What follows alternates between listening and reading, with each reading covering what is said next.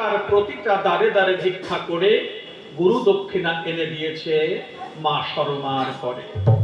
মা সরমা গুরু দক্ষিণা পেয়ে বড় শান্তি হয়েছে তার হৃদয়ে। তাই মা সরমা তরুণীকে ডেকে বললেন, তরুণী, ও তরুণী, বলো মা। তুমি আমার কাছে ভগবান দর্শন যাত্রা করতে যাবে বলে অনুমতি চেয়েছিলে। হ্যাঁ মা। যাও বাবা, আমি তোমাকে অনুমতি দিলাম, তুমি ভগবান দর্শন। যখনই মা সরমা এই কথা বলেছে, ওই ছোট্ট তরুণী মায়ের সামনে এসে এমনি হাত উঁচু করে দাঁড়িয়েছে।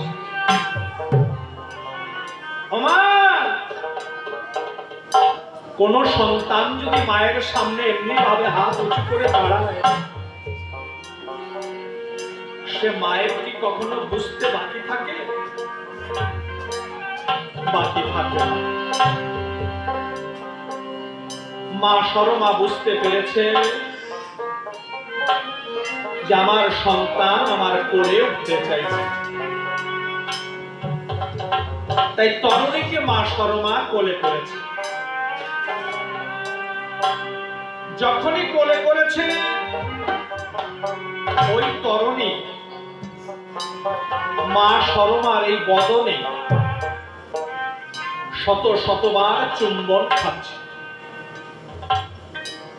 দেখবেন কোন দুধের সন্তান যদি মায়ের এই বদনে চুম্বন খায়, মায়ের এতটা আনন্দ লাগে যে আনন্দে তার চোখের জল ধরে রাখতে পারে না। তাই মা দুই চোখের জল ছেড়ে দিয়েছে। অন্যদিকে মুখ ঘুরিয়ে তরুণীকে বলছে, ও তরুণী, ও বাবা, তুই আজকে আমার এই বদনে এতগুলো চুম্বন খালি কেন? মা, তরুণী কি বলেছিল জানো মা? তরুণী বলেছিল, মা গো, আমি তোমার ওই বদনে যতগুলো চুম্বন খেয়েছি, তুমি আমাকে আশীর্বাদ করো মা, আমি যেন তোমার গর্ভে ততবার আসতে পারি। এই কথা শুনে মা সরমা বুক ফেটে যাচ্ছে। অন্যদিকে বদনে ঘুরিয়ে কাঁদছে। মা, এই তরুণীর মুখের দিকে তাকিয়ে মা সরমা কাঁদছে না কেন? মা সরমা জানে যে আমার এই নয়ন বাড়ি দর্শন করে আমার সন্তান যদি বলে আমারে, ও মা, আমি যাব না ভগবান দর্শন করিবার পর, তাহলে তো আমার রাক্ষস বংশ উদ্ধার হবে না। তরুণীর ওই কথা শুনে মা সরমা কোল থেকে নামিয়ে দিয়েছে। নামিয়ে দিয়ে বলছে, ও তরুণী, তুমি আমার কাছে যে অনুমতি চেয়েছো আমি তোমাকে সেই অনুমতি দিয়েছি। তুমি যাও ভগবান দর্শনে যাও। তাই তরুণী কি করেছে? মাকে প্রণামে করে তরুণী ধীরে ধীরে যায়। পিছন থেকে অমিনী শর্মা তাকে ডাকে দেয়।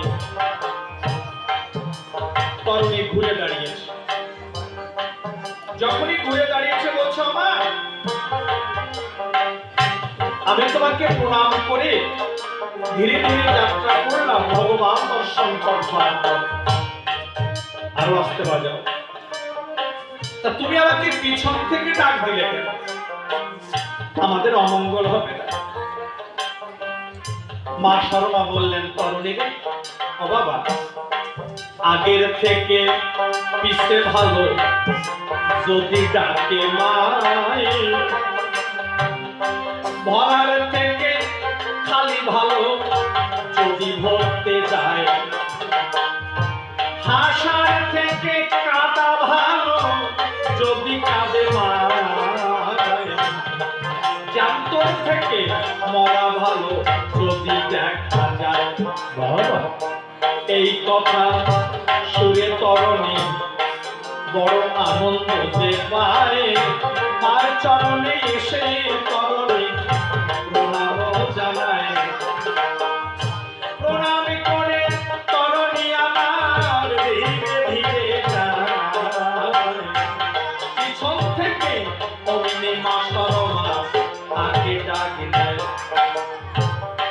তরণী বলছে ওগো মা করি নিবেদন, বারবার কেন তুমি আমায় ডাকিস এখন?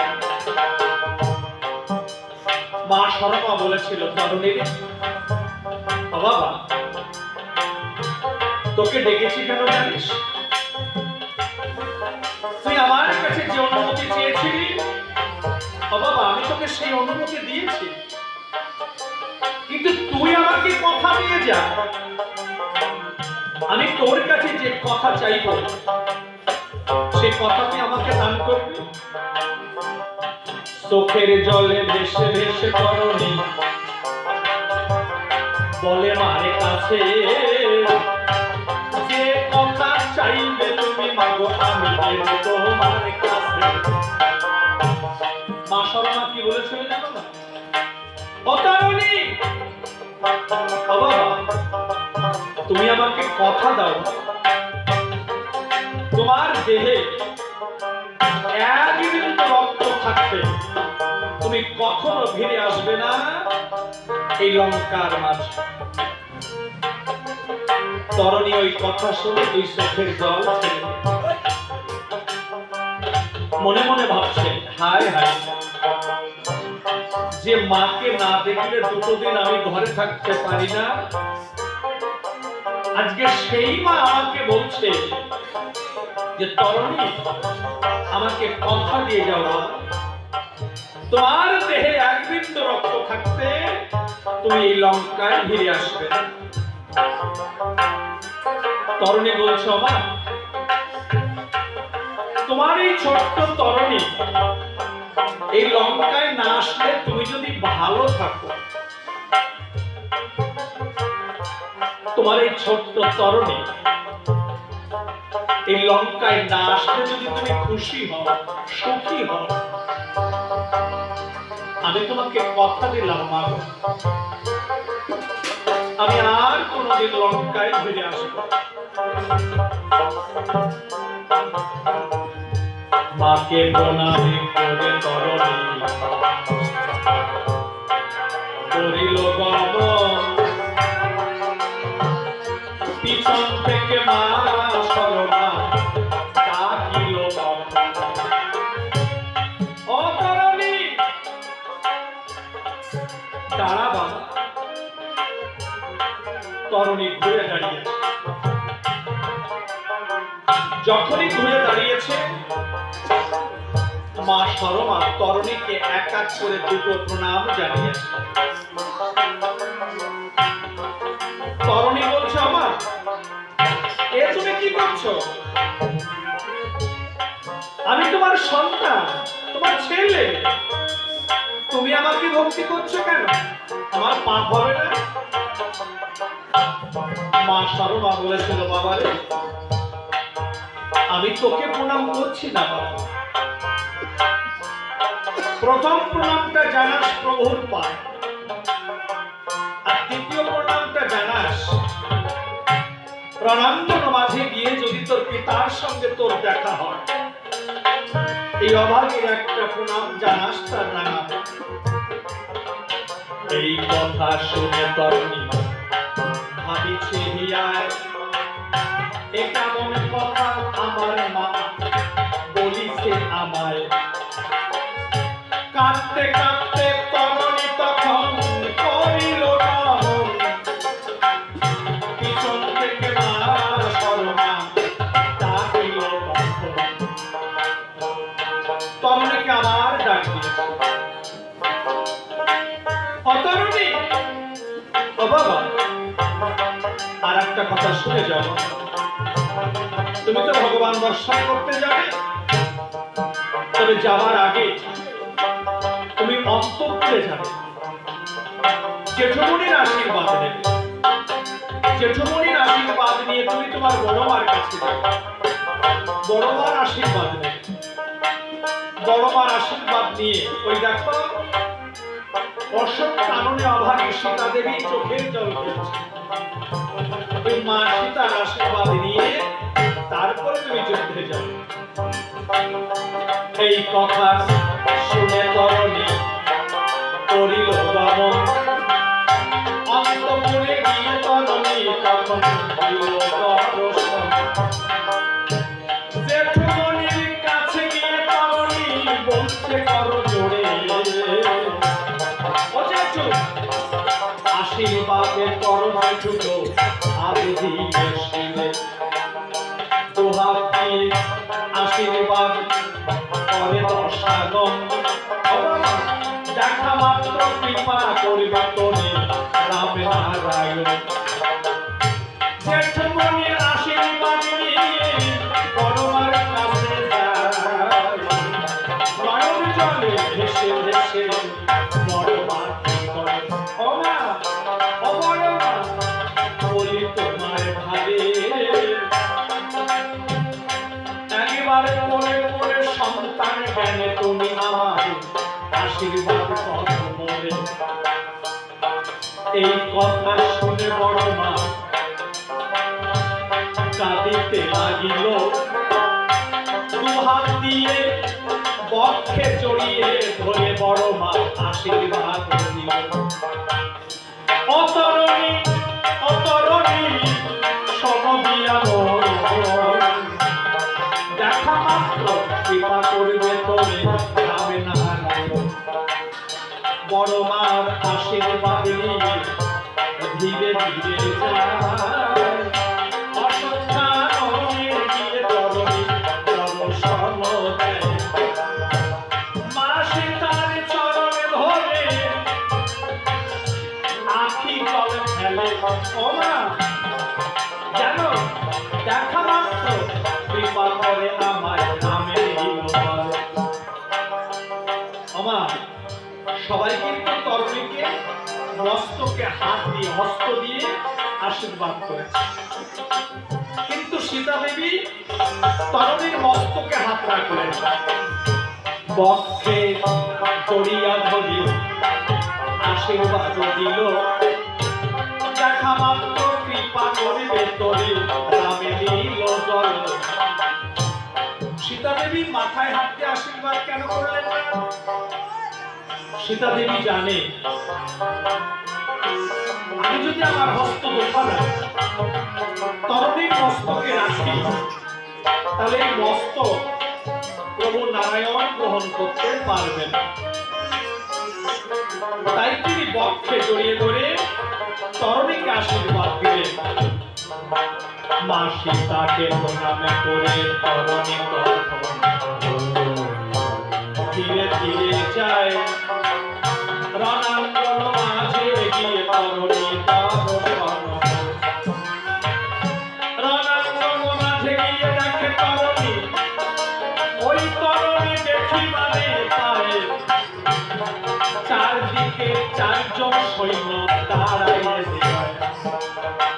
প্রথমে বাড়ে সুগ্রীব রাজন দরজাতে আসে, ধীরে ধীরে তরণী গেল তার কাছে। প্রথম দ্বারে কে আছে? সুগ্রীব রাজা। দ্বিতীয় দ্বারে কে আছে? অঙ্গদ বীর। তৃতীয় দ্বারে কে আছে? ভক্ত হনুমান। চতুর্থ দ্বারে কে আছে? পিতা বিভীষণ। তা প্রথম দ্বারে ওই সুগ্রীবের কাছে গিয়ে বলছে, কে গো তুমি? বলে আমি সুগ্রীব। ও তুমি সুগ্রীব? আর সুগ্রীব বলছে, আচ্ছা বাবা তুমি কে? বলে আমি তরণী। ও তুমি তরণী, আচ্ছা বাবা তা তুমি এই রণাঙ্গন মাঝে এসেছো কেন? ছোট্ট তরণী বলছে, সুগ্রীব আমি প্রভুর সঙ্গে যুদ্ধ করব। তা তুমি কি আমার দ্বার ছেড়ে দেবে না আমার সঙ্গে যুদ্ধ করবে? সুগ্রীব রাজা বললেন, তরণী এ কথা শোনা যাবে না বাবা। প্রভুর সঙ্গে যুদ্ধ করতে হলে আগে পরাস্ত করতে হবে আমাকে এই ধরাতলে। এই কথা শুনে ছোট্ট তরুণী খুব খুশি হয়েছে, বলছে ধরো অস্ত্র। উভয় বীরে গো বেঁধে গেল রান, বেঁধে গেল রান, বেঁধে গেল রান। উভয় বীরে গো বেঁধে গেল রান, উভয় বীরে গো বেঁধে গেল রান। প্রথমেতে বলা বলি দ্বিতীয়ায় গালাগালি, বেঁধে গেল রান, দেখো তারপরে যুদ্ধ করে এই মহাবলী। বেঁধে গেল রান, এবার বানে বানে গগন মণ্ডল হলো অন্ধকার, বেঁধে গেল রান, কেহ কারো দেখে না রে, বেঁধে গেল রান, এবার শিবমান হলে আমি ছাড়িয়া দিব। বেঁধে গেল রান, দেখো লক্ষ লক্ষ শিব হয়ে স্থলিতে লাগিল। বেঁধে গেল রান, এবার তরণী তরণী রণাঙ্গনে ভাবি সেহিয়ায়, বেঁধে গেল রান, আমি পরিবারে শিবমান নিবারণ করি ধরায়। বেঁধে গেল রান, তখন হস্তিমান হরি তরণ আমাকে লইল। বেঁধে গেল রান, এবার হস্তিমান শিবমান নিবারণ করিল। বেঁধে গেল রান, মনে মনে চিন্তা করে সুখীত রাজন। বেঁধে গেল রান, এদিকে কারা চক্র বার জুড়ে অন্যে তন্ময়। বেঁধে গেল রান, তারা মা হাত ধরে বুকে জড়িল। বেঁধে গেল রান, এবার রাজাটিয়া সুখের রাজা তারাও দেখান। বেঁধে গেল রান। যখনই তরণী বেড়াপাত বান ধনুকে যোজনা করেছে, ওই বান দেখে সুগ্রীবের অন্তরে ভয় হয়েছে। সুগ্রীব বলছে, ও তরণী, ও বাবা, আমি তোমাকে চিনতে পারি না। আমি তোমার দ্বার ছেড়ে দিলাম, তুমি ভগবান দর্শনের জন্য। এবার সুগ্রীবকে প্রণাম করে ধীরে ধীরে যায়। বেঁধে গেল রান, সুগ্রীবকে প্রণাম করে ধীরে ধীরে যায়। বেঁধে গেল রান, সম্মুখেতে অঙ্গ দেশে দর্শন দেয়। বেঁধে গেল রান, এবার অঙ্গদ বীর এসে দাঁড়িয়েছে। তা অঙ্গদের কাছে এসে বলছে, কে গো তুমি? বলে আমি অঙ্গদ। ও তুমি অঙ্গদ?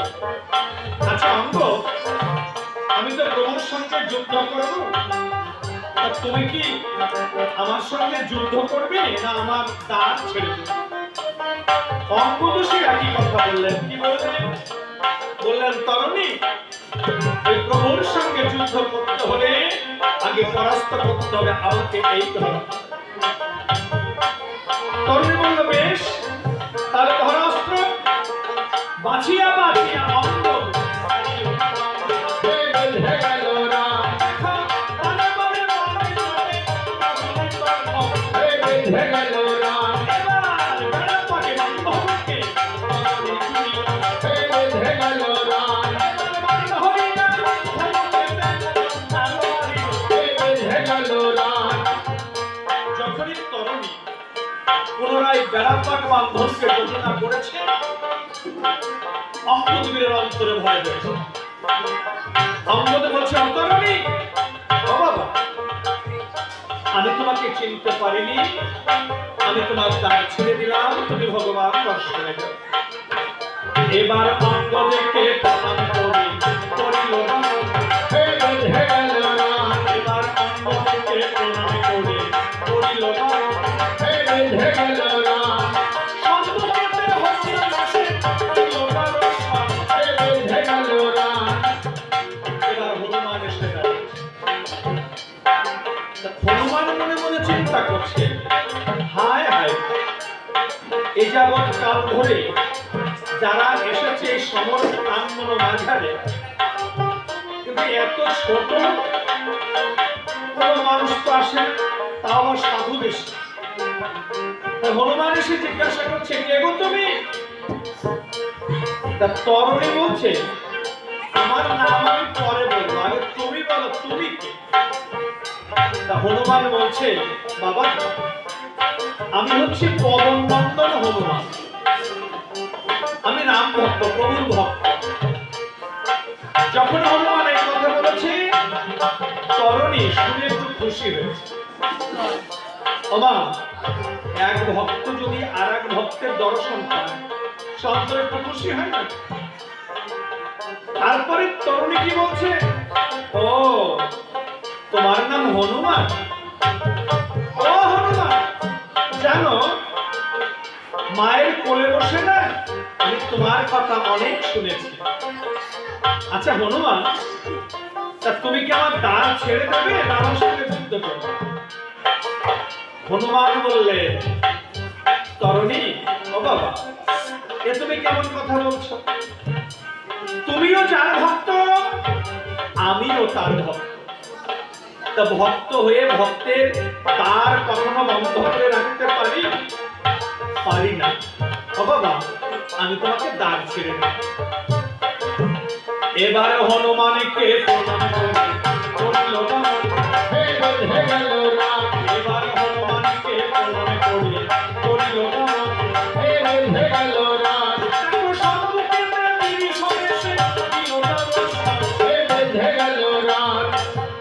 এবার পিতা বিভীষণ এসে দাঁড়িয়েছে। পিতা বিভীষণ দেখতে পায় তার একমাত্র তনয় সাধু বেশে রণাঙ্গন মাঝে এসেছে। তাই তরুণীর কাছে গিয়ে বলছে, অতরুণী কি রে বাবা, হঠাৎ তুই সাধু বেশে এই রণাঙ্গন মাঝে এসেছিস কেন? তরুণী বলল, ও পিতা, ও কথা শুনতে তুমি পরে, তুমি একটু দাঁড়াও সরে।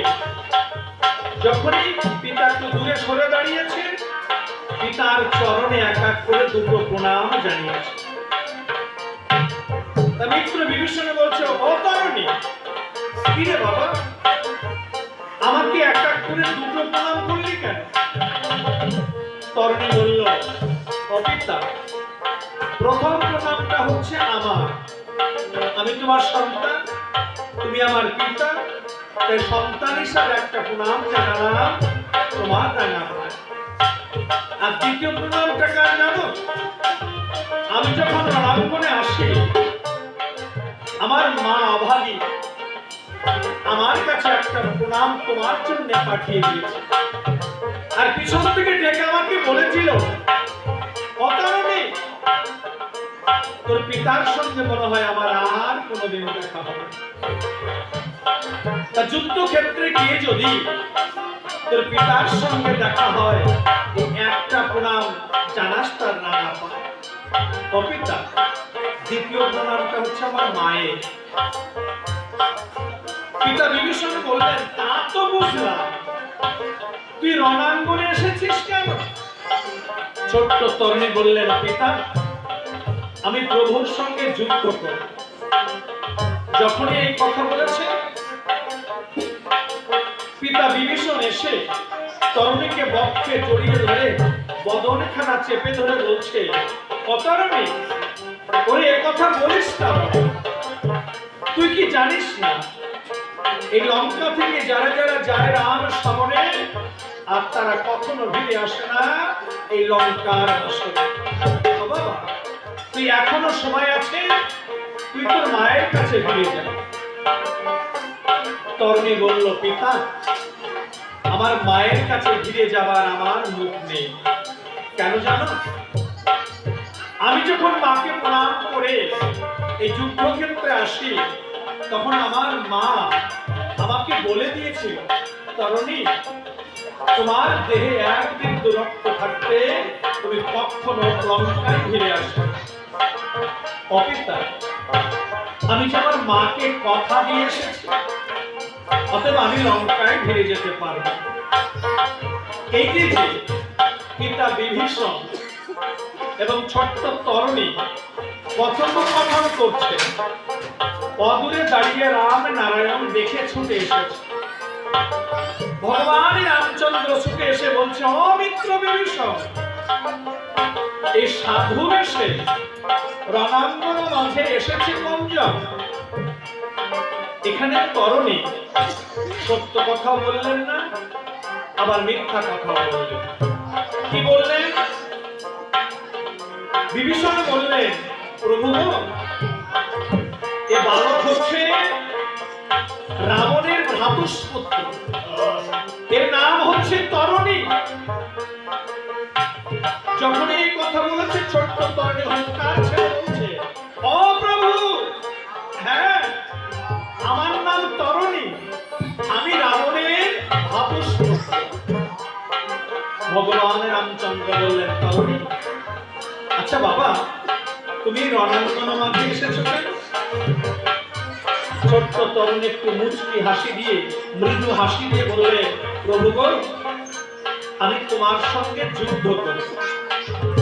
ছোট্ট বালকের এই কথা শুনে আমার রাম ভগবানে হেসে দিলেন। হেসে দিয়ে বললেন, ও তরুণী, তুমি আমার সঙ্গে যুদ্ধ করবে? বাবা, তবে শোনো, আমি তোমাকে অভয় বাণী দান করলাম। তোমার যে মান মারতে ইচ্ছা করে তুমি সেই মান মারতে পারো আমার অঙ্গের পর।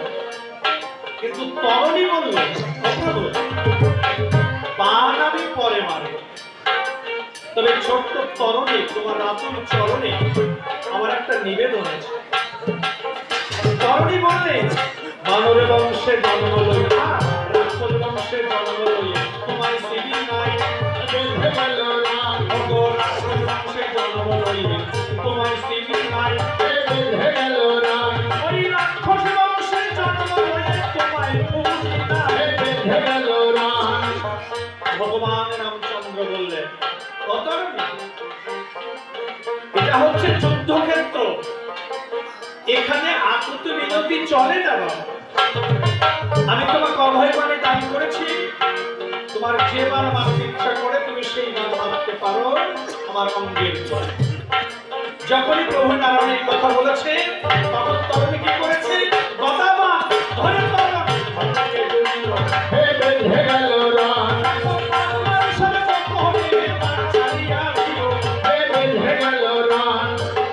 তরুণী গদাবাণ ছেড়ে দিয়েছে।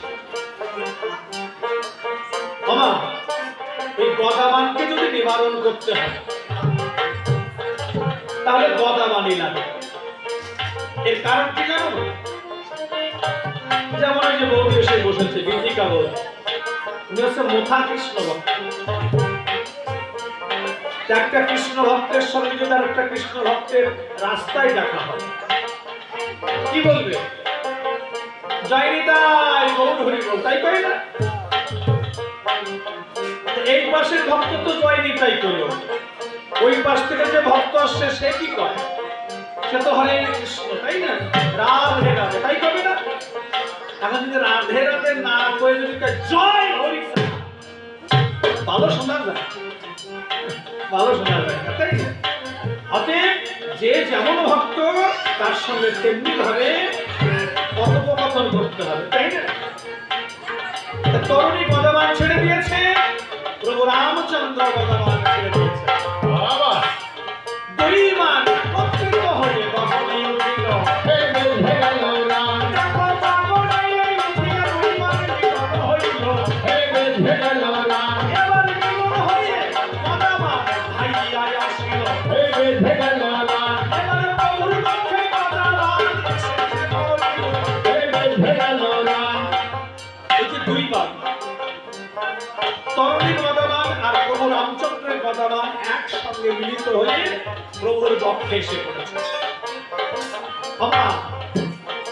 বক্ষে যদি কারো বাণ লাগে তার তো একটা জ্বালা আছে, বেদনা আছে, তাই না? প্রভু বেদনা সইতে পারছেন। মিত্র বিভীষণকে বলছে, তুমি শোনো শোনো অবমিত্র, মিত্র বিভীষণ, তুমি শোনো শোনো অবমিত্র, তরুণীর বাণের সারা সাহেবা আমার, আমি এখানে গদাবাণ বললাম বটে, কিন্তু না, ভগবান তখনই কষ্ট পায় ভক্ত যখন ভগবানের দিকে ভক্তিমান মারে, এই ভক্তিমান ভগবান সইতে পারে না। তাই নয়নে জলে ভাসে ভাসে রাম নারায়ণ, হে বেঁধে গেল রাম, অদূরে রাখে দেখো মিত্র বিভীষণ। বেঁধে গেল রাম, প্রভু কাঁদছেন, কেঁদে কেঁদে বলছে, অমিত্র তুমি সহসন অবমিত্র মিত্র বিভীষণ। হে বেঁধে গেল রাম, তরণীর বাণের জ্বালা সহে না কর। বেঁধে গেল রাম, তা বিভীষণ বলছে, ও প্রভু, তা আমি কি করব? আমার কিছু করার নেই। তার কারণ তুমি যখন ওই বালককে অভয় বাণী দান করেছিলে, তখন তুমি তো আমার কাছে শোনোনি। অর্থাৎ আমি তোমাকে কোনো উপদেশ দিতে পারবো না। চোখের জলে ঢেলে দেখো রাম নারায়ণ, হে বেঁধে গেল রাম, এবার অদূরে দর্শনে করে বিভীষণ। হে বেঁধে গেল রাম, ভগবান যদি ভক্তের সামনে দাঁড়িয়ে নয়ন বাড়ি ফেলে, ভক্তের তো কষ্ট হবে, তাই না? তা মিত্র বিভীষণের কষ্ট হচ্ছে। তা মিত্র বিভীষণ ভগবানের কাছে এসে বলছে, অপ্রভু, তোমার ওই গদাবান তরণীর অঙ্গে লাগছে না কেন জানো? বলে, কেন?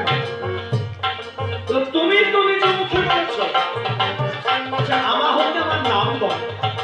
তা ভালো করে তাকিয়ে দেখো, তরণীর সব অঙ্গে তোমারই নাম লেখা রয়েছে। তা তোমার এই নামের পরে কি করে গদাবান লাগবে বলো? প্রভু নারায়ণ তাকিয়ে দেখতে পায় তরণের সর্বঙ্গে গদাবান এই রাম নাম লেখা। তাই রাম নারায়ণ কি বললেন? ভক্তই আমার মাতা পিতা, ভক্তই আমার গুরু, হে বেঁধে গেল রাম, ভক্তই আমার মাতা পিতা, ভক্তই আমার গুরু। হে বেঁধে গেল রাম, আমার ভক্তের নাম রেখেছে বাচ্চা গল্প করে। হে বেঁধে গেল রাম, চোখের জলে ভাসে যাবো রাম নারায়ণ, হে বেঁধে গেল রাম, এবার হনুমান ফেলে দিল তাই তখন। হে বেঁধে গেল রাম, প্রভুর হাতে যে ধনুর্বাণ ছিল, ওই বাণ মাটিতে ফেলে দিয়েছে। এখন মিত্র বিভীষণ মনে মনে চিন্তা করছে, হায় হায়, প্রভুকে বুদ্ধি দিয়েও তো যুক্তি দিয়েও তো বিপদে পড়ে। এখন যদি ওই ধনুর্বাণ প্রভু হাতে তুলে না হয়, তাহলে তো আমার রাক্ষস বংশ উদ্ধার হবে। তাই মিত্র বিভীষণ আবার যুক্তি দিচ্ছে। কি যুক্তি? বলছে, ও প্রভু, তরণের সর্বঙ্গে রাম নাম লেখা আছে, এ কথা সত্য, কিন্তু ভালো করে তাকিয়ে দেখো এই কণ্ঠদেশটা ফাঁকা আছে। ভগবান রামচন্দ্র তাকিয়ে দেখলেন ওই কণ্ঠদেশ ফাঁকা আছে। তাই নারায়ণ বললেন, অমিত্র, তাহলে আমি তরণীকে কোন বাণে নিধন করবো বলে দাও তো। মিত্র বিভীষণ তখন বললেন, ও প্রভু, ওই তরণী ছোট হলে কি হবে? ও লঙ্কার মধ্যে শ্রেষ্ঠ বৈষ্ণব, অতএব ওই বৈষ্ণবকে যদি নিধন করতে হয়, তাহলে ওটাকে বৈষ্ণব বাণে নিধন করতে হবে। এই যুক্তি শুনে প্রভু তখন ভাবছে মনে মনে, এবার বৈষ্ণব মানে ধনুকে নিধন হবে। হে বেঁধে গেল রাম, এবার ভারতের সাথে হবে। হে বেঁধে গেল রাম, দেখো বাণ সে তরণীর ঝরে পড়িল। হে বেঁধে গেল রাম, এবার কান্না মুন্ড ঝোলায় পড়ে সাই গড়া করি। হে বেঁধে গেল রাম, দেখো কান্না মুন্ড বলে ওরা জয় শ্রী হরি। হে বেঁধে গেল রাম, এবার কৃত্রিমাশা পণ্ডিতের অমৃত হরি। হে বেঁধে গেল রাম, এখন আমার মনে মনে ঘরে বলতে হরি হরি। হে বেঁধে গেল রাম, ও ভয় বিয়ে গো, বেঁধে গেল রাম। এবার কিন্তু মিত্র বিভীষণ আর দূরে লুকিয়ে থাকতে পারলেন না। দৌড়ে এসে তরুণীকে বক্ষে জড়িয়ে ধরে আঁখি বাড়ি করছে। তরুণীকে বক্ষে জড়িয়ে ধরে বলছে, ও তরুণী, এ তুই কি করলি বাবা? তোকে কতবার বললাম তুই তোর মায়ের কাছে ফিরে যা, তুই আমার কথা শুনলি না। বিভীষণের ক্রন্দনধ্বনি বাতাসে ভেসে যখন অন্তঃপুরে গেছে, মা সরমা ছুটে এসেছে। মা সরমা ছুটে এসে তার স্বামীকে বলছে, ওগো প্রভু, তরণীর ওই কাটা মুন্ডটা একবার আমার কোলে তুলে দাও। মিত্র বিভীষণ যখনই তরণীর কাটা মস্তকটা মা সরমার কোলে তুলে দিয়েছে, বদনের দিকে তাকিয়ে মা সরমা আর নিজেকে ধরে রাখতে পারে, আঁখি বাড়ি ছেড়ে দিয়ে তরণীকে বক্ষে জড়িয়ে ধরে বললেন, ও তরণী, এ তুই কি করলি বাবা? তুই মায়ের কথা বুঝতে পারলি না? ওরে, মা কি কখনো মন থেকে সন্তানকে বিদায় দেয় বাবা? এ তুই কি করলি? ওরে, কে আমাকে মা মা বলে ডাকবে? রণাঙ্গনে ধরনে ধুলায় পড়ে মা সরমা বলছে, তরণী রে, ও